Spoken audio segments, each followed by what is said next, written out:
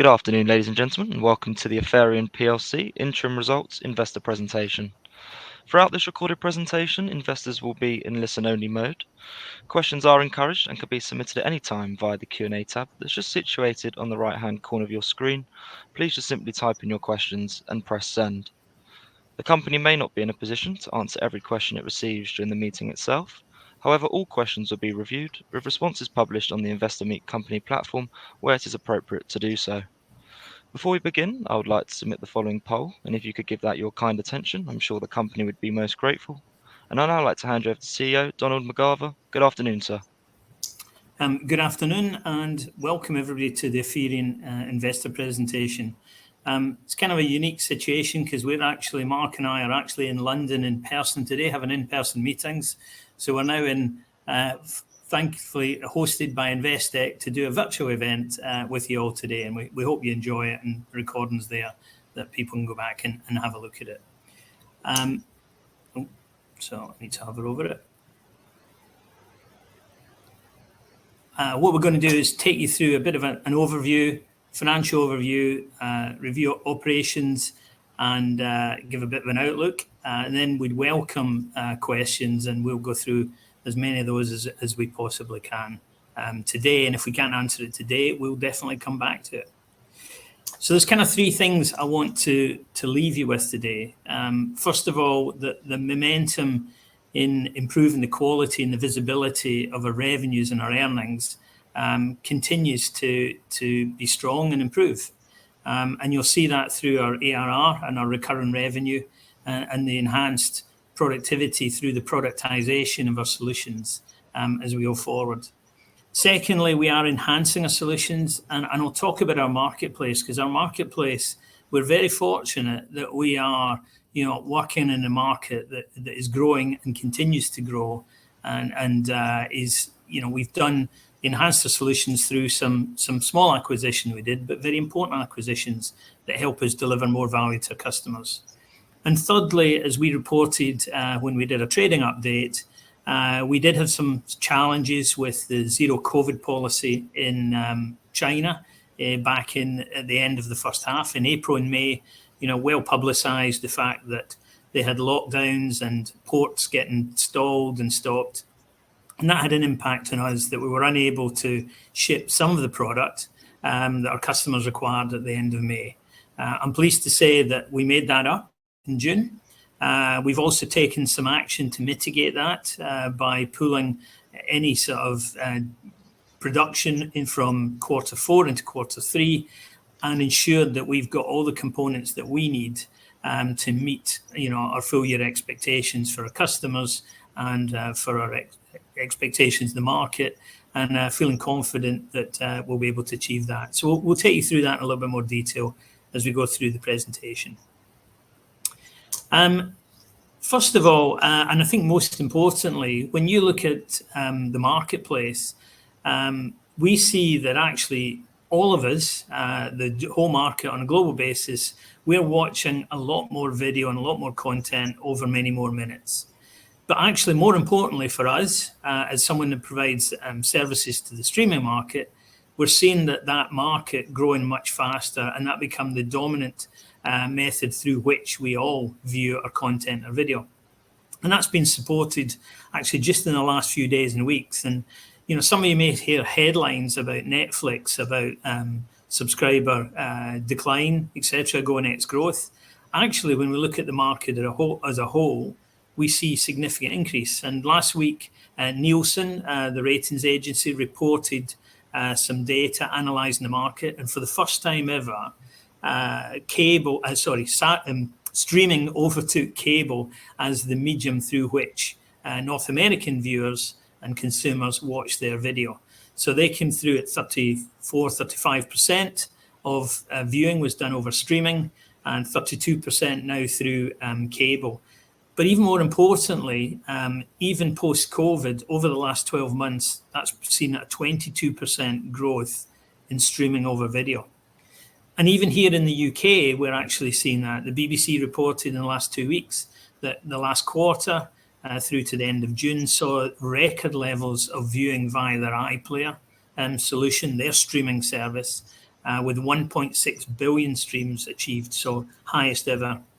And today we see that Mediavision in Sweden also reporting the growth and the increase in streaming services in the Swedish market.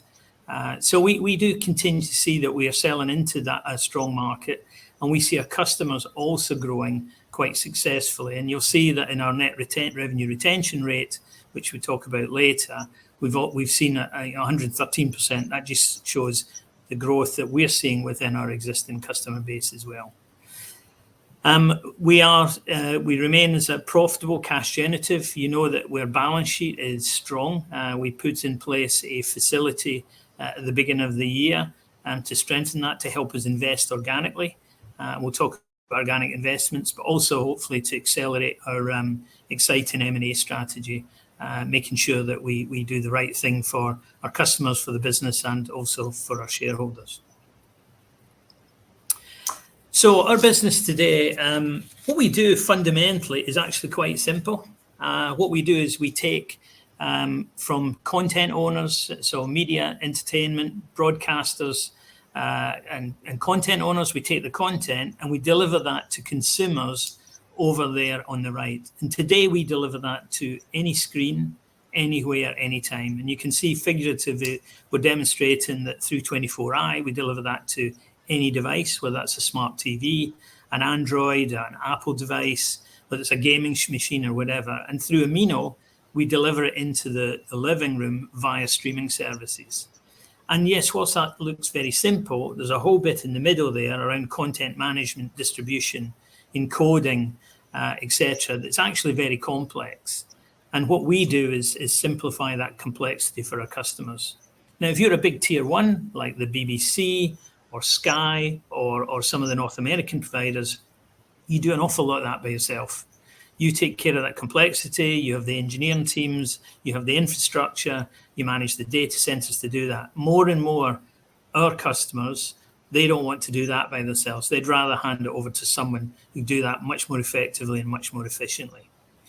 In addition, we've got another market that's still, for us, quite young but growing, and that's digital signage. Digital signage, we take some of the elements from 24i and from Amino and deliver into that. And some of you may be familiar that as you walk down the high street, you enter an entertainment venue or a stadium, you see more and more of the information delivered via screens, via video to you. So if you go to most of the Premier League grounds in the UK, all of the, from the hot dog stall through to the media centre, through to the game highlights, these are all delivered on screens connected to the Amino devices. So again, a very lucrative market, a growing market, and one that we are participating in and growing in quite successfully. And if you look at our offerings, simply, this is how we tackle that complexity.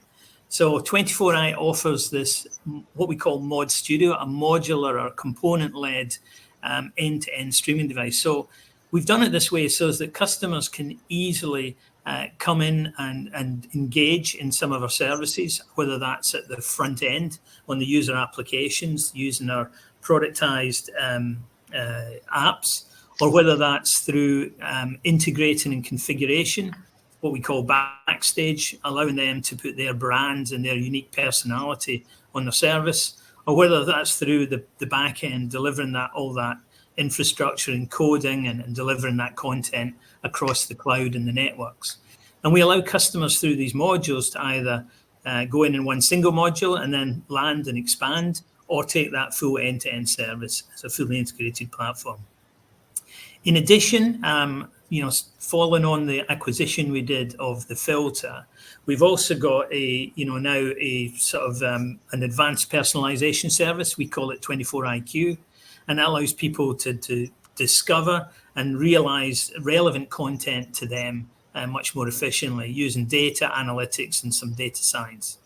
And that's become, a really powerful offering to our customers. If you're in streaming services, being able to retain and reduce churn in your customer base is really, really important. And understanding how you get the best content from your content layout to your customer becomes more and more important. In Amino, a bit simpler, we deliver over our streaming devices. Those devices come bundled with our software. And what I would make, the importance of this isn't the devices themselves, it is the software that comes integrated into that. So we don't produce any of these devices, we outsource all of that, but all the software on there, fully integrated, comes from that. And that's why when you look at our margins on our devices, you'll see if these are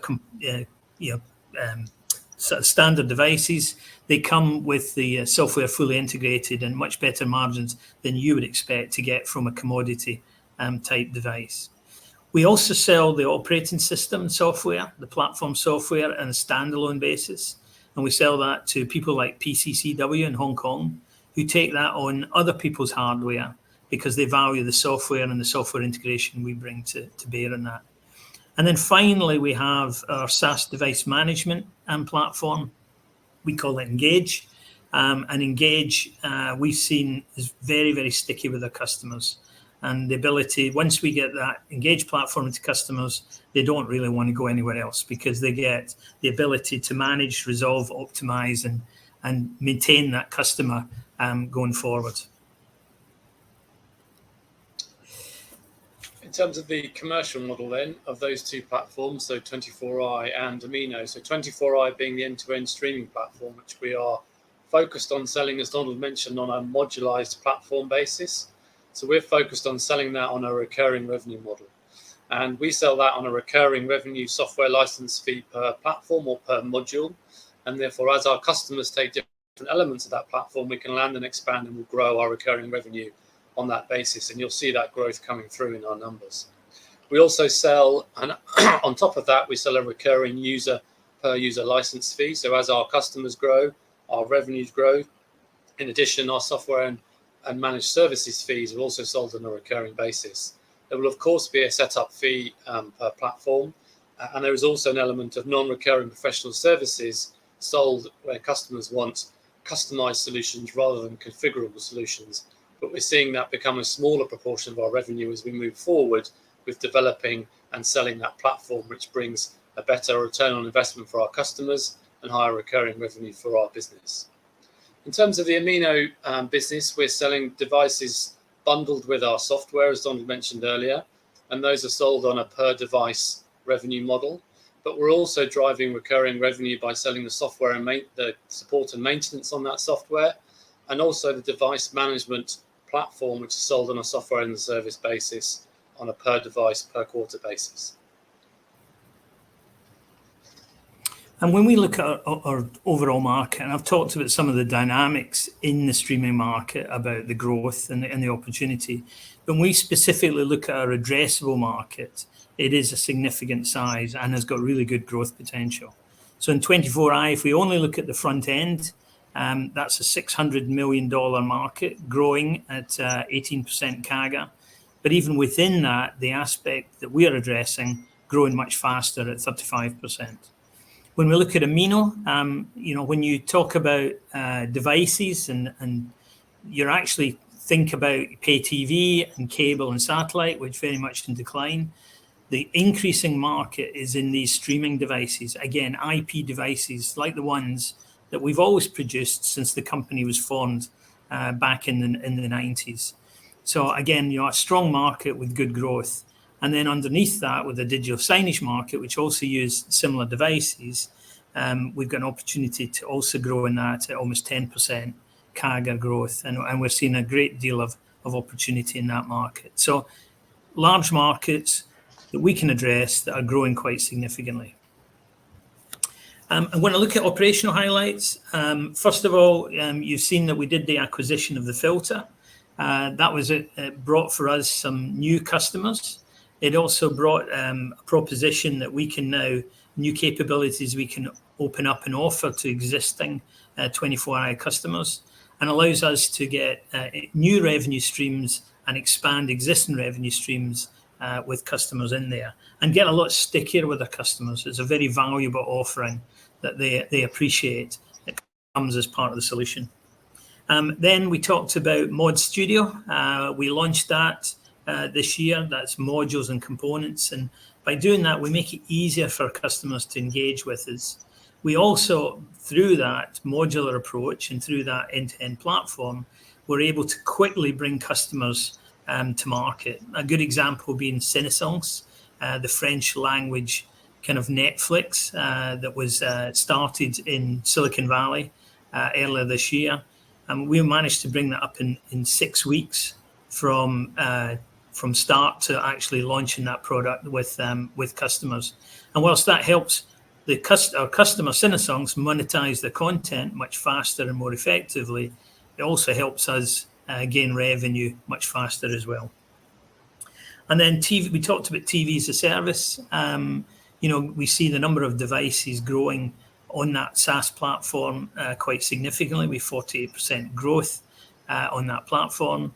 And we had another, quite a few exciting launches with customers like WOW in Denmark, Telenor in Sweden, powering their streaming platform through 24i. And again, one of our long-term customers now moves to the next generation, integrating Netflix and a number of other solutions onto their platform at PCCW with Now TV.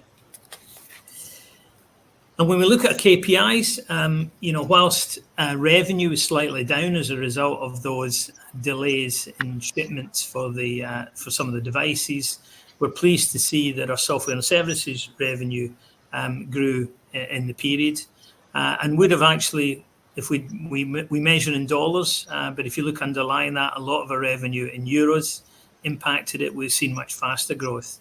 But the most encouraging one for us is the increase in our ARR, and in fact our recurring revenue, which grew almost 50%. And when we look at, we had a 14% growth in ARR, constant currency, that would have been 26%. But we're encouraged by that, and we see good growth ahead of us. And really importantly to us is the percentage of software and services revenue that is recurring now increasing, and that just shows the how we're investing in that platform, productizing it, actually getting a good return on that.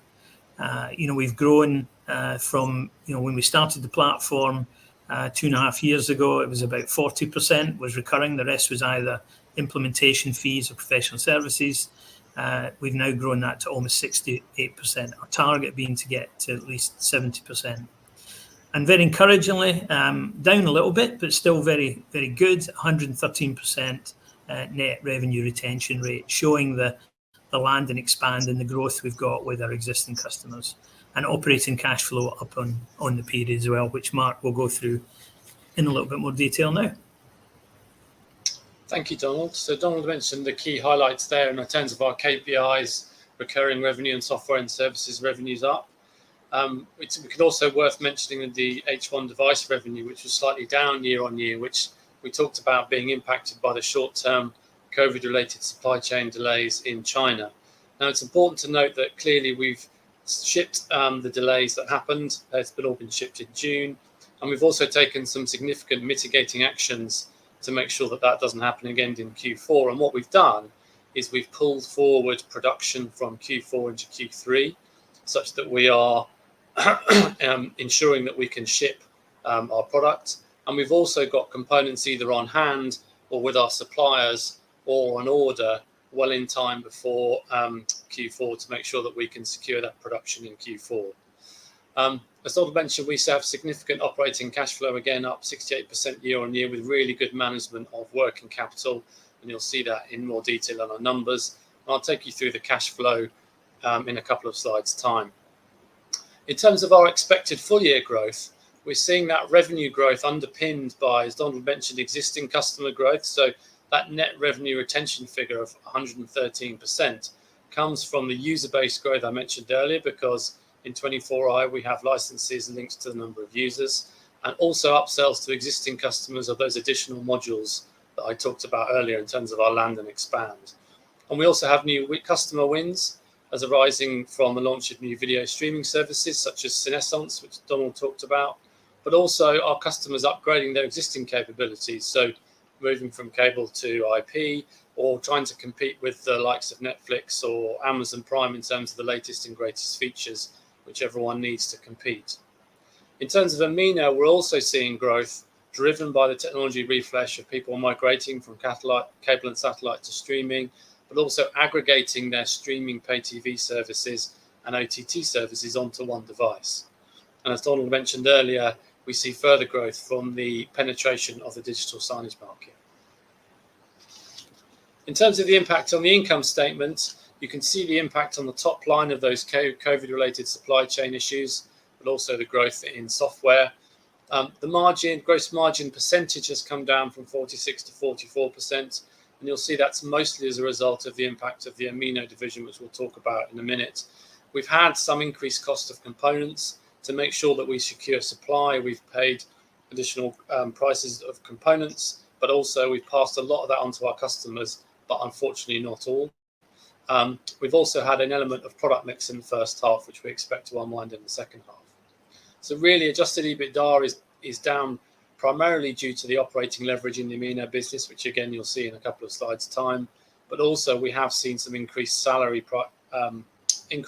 costs as a result of recruitment and retention of the best people. Unfortunately, our sales team and our people are now traveling more and more to see customers, which is having a good impact on the top line, but travel costs are coming back a bit more expensive than pre-COVID. Moving on to the 24i financial performance, you can see really good organic revenue growth, 13% on a constant currency basis. And as we mentioned earlier, the 24i division has the majority of its revenues, although not all, are in euros, and therefore has been impacted in the half by the headwinds of the euro-dollar exchange rate. But pleasingly, adjusted EBITDA margin is now up as that business is growing. We're seeing the operating leverage come through. We're continuing to invest in R&D in this business to drive those products and solutions, as we mentioned earlier, on that modular basis to ensure that our customers get the best return on their investment, and we also grow recurring revenue. And in the 24i business, that grew 26% year on year on a constant currency basis. In the Amino business here, you can see the impact of the very high operating leverage on EBITDA, but also pleasingly that we've had a further increase in recurring revenue also in this business, as we've had a significant increase in the number of devices managed on the Engage platform, which is the device software management platform that we have in this business.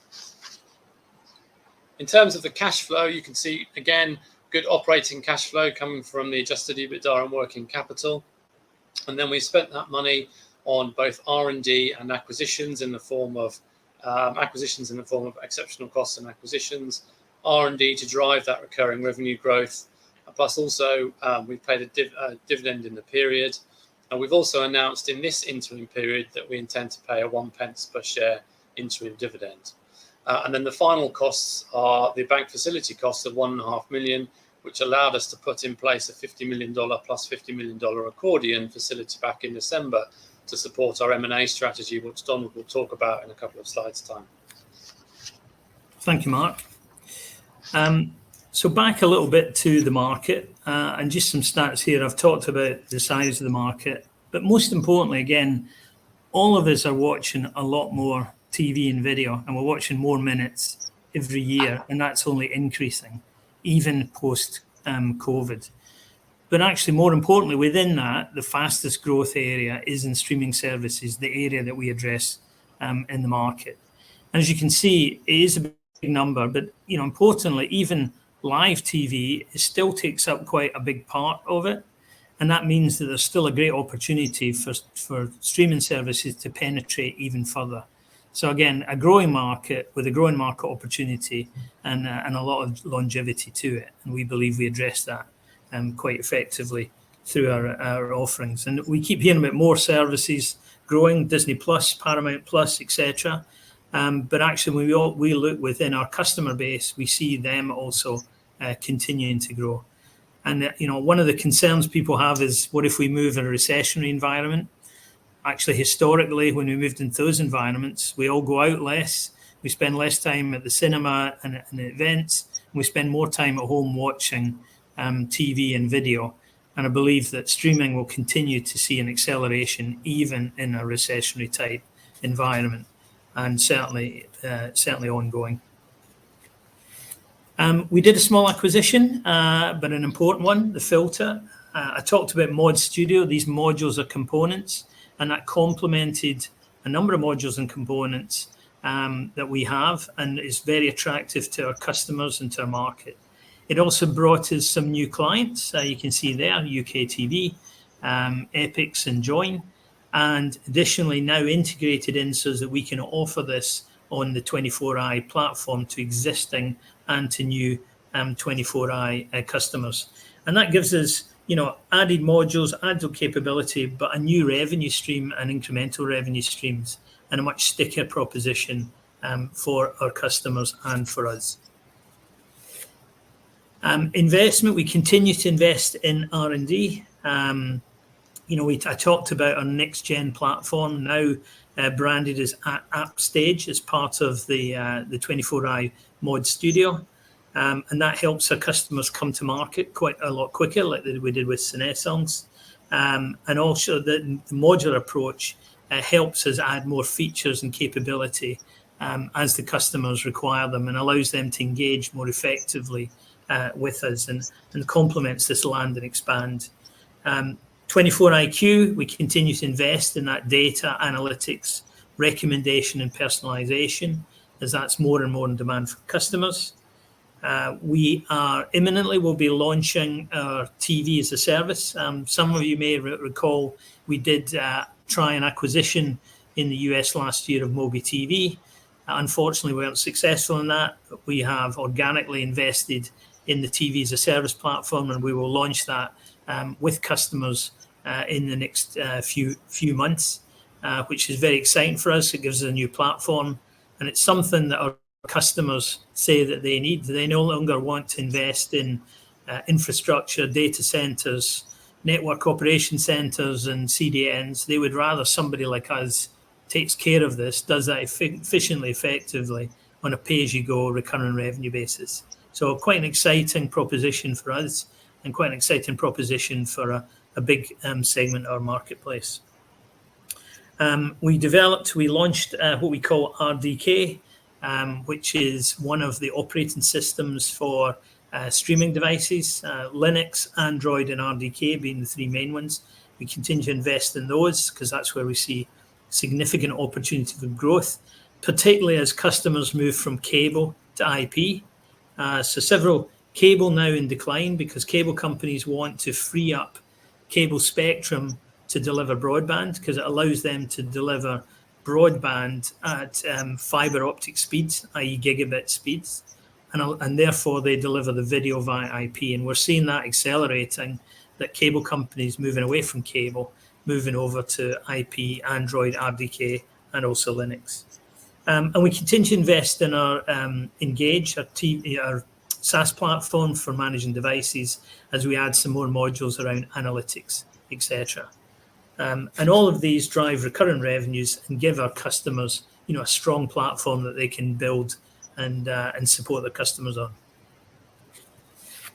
M&A growth strategy.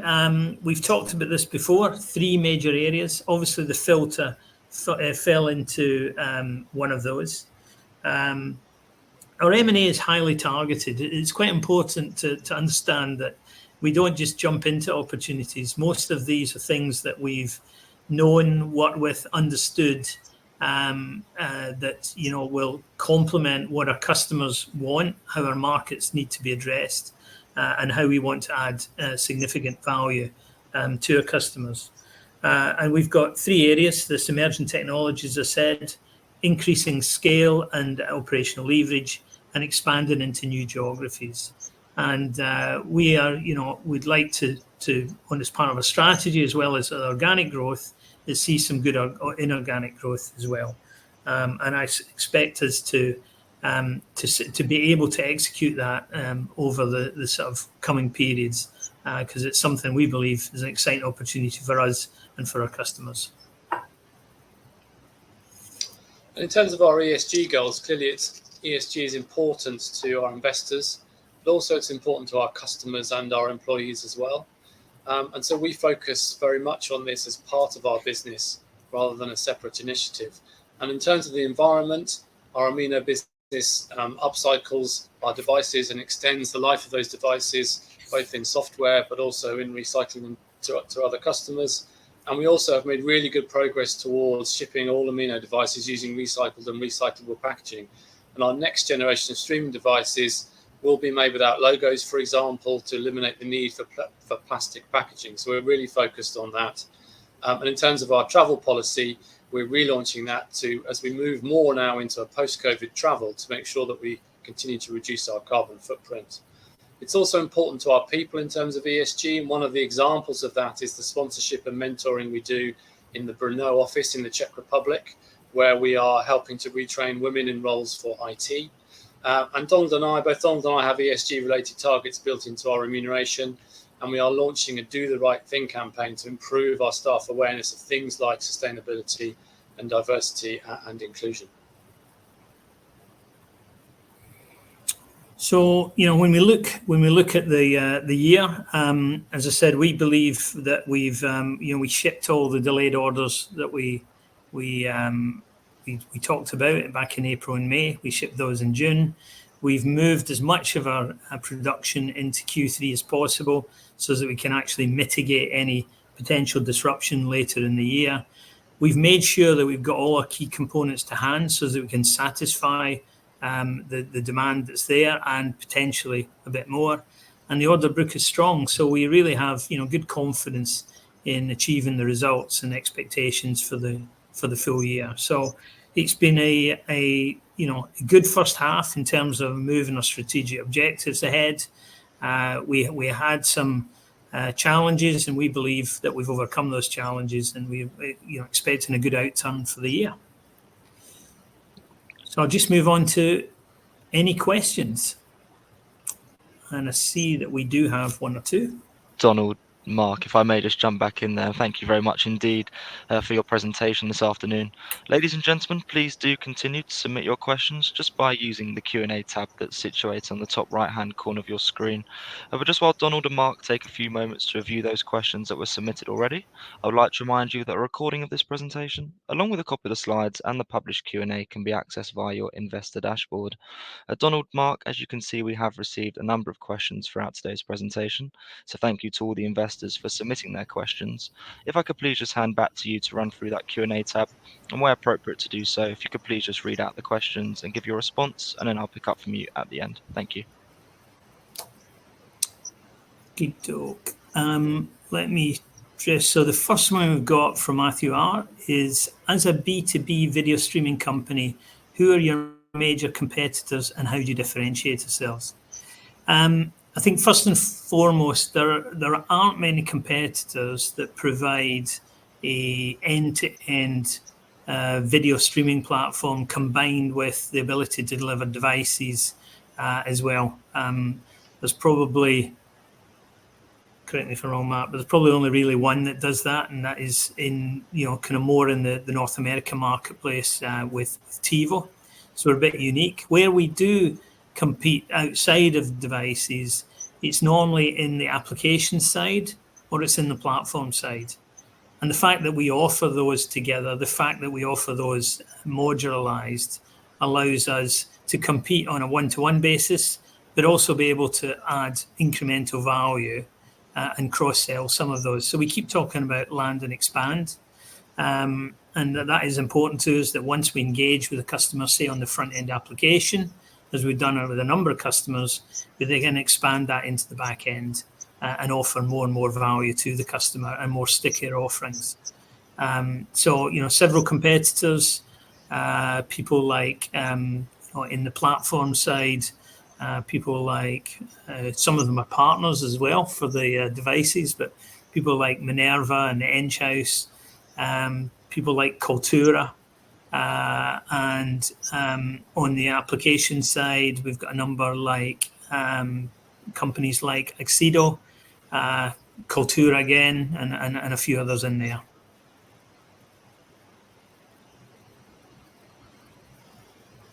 Which one? How much of a focus do you place on securing recurring revenue, especially given the number of new customers you're now serving?